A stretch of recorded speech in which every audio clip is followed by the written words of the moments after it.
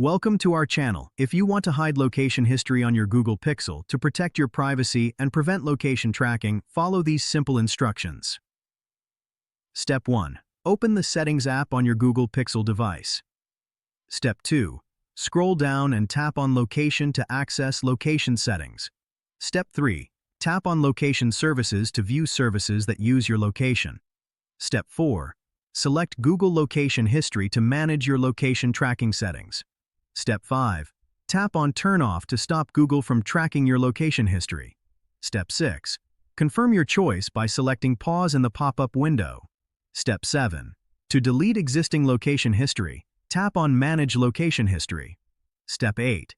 Select Delete All Location History or choose a specific time range to delete.